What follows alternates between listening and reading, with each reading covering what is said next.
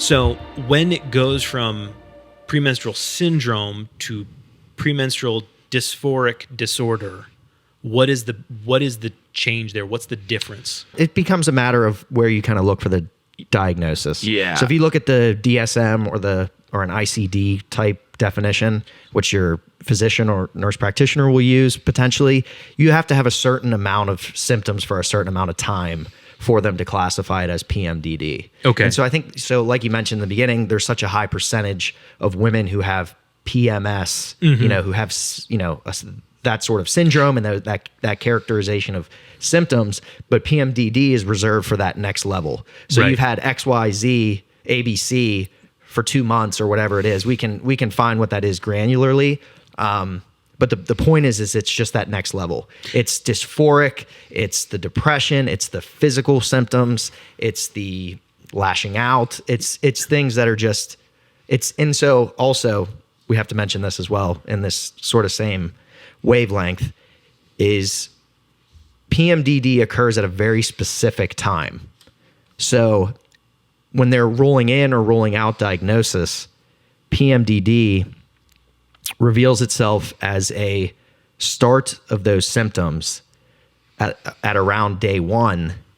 And so around day 1 to day 14, you have those symptoms. Okay. Wait, am I saying that backwards? I think so. Yeah. PMDD is usually going to hit in the luteal phase. Yes, it's going to start exactly. like after ovulation. Yes. And then the Exactly. end definition is where it's gray. Sometimes it's believed, and some women feel, because again, this is all going to be a little different, that it's like when you do have your period, the balloon pops and you feel fine. Okay. Other definitions say, well, into day 1 or day 2 of your period, you feel fine. So I think that's all going to be, Yes.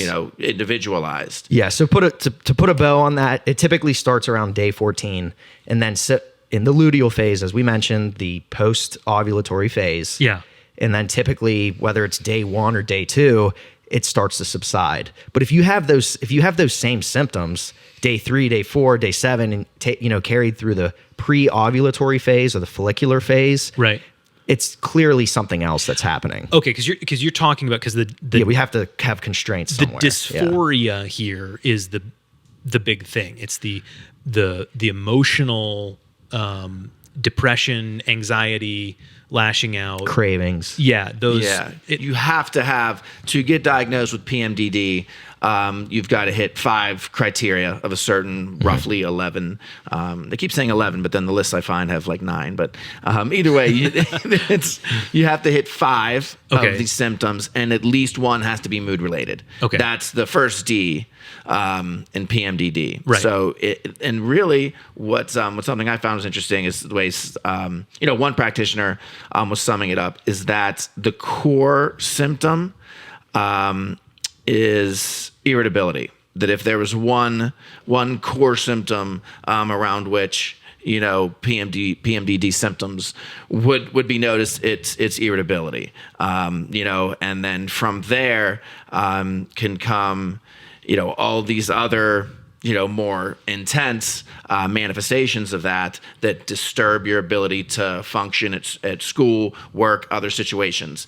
And that's where I got kind of stuck on the disorders, because this also where it comes in is whenever you're having outward ish, like if you have like an alcohol or drug use disorder, Yeah. you have problems that are outside of the own way you feel, in the sense of it's affecting your relationships, it's affecting your work, you are actively fighting with people, you are lashing out at people, those kind of things. Yeah, that's what the comments on that video were talking about. That they, severe mood swings, crying, outbursts at my husband, anger, and suicidal thoughts. Am I crazy? I mean, this is awful. Yeah. My dad used to call it PMS on steroids. Yeah. So if you look, there's different, again, when you start looking up, numbers or percentages of women with really of any disease, you're going to find Sure. some variation. So mild PMS, 75 to 90% of women. Which makes sense. So When your it's hormones normal. are fluctuating that much, it will affect your mood. Yes, PMDD, from what I found, was 5 to 8% of women overall.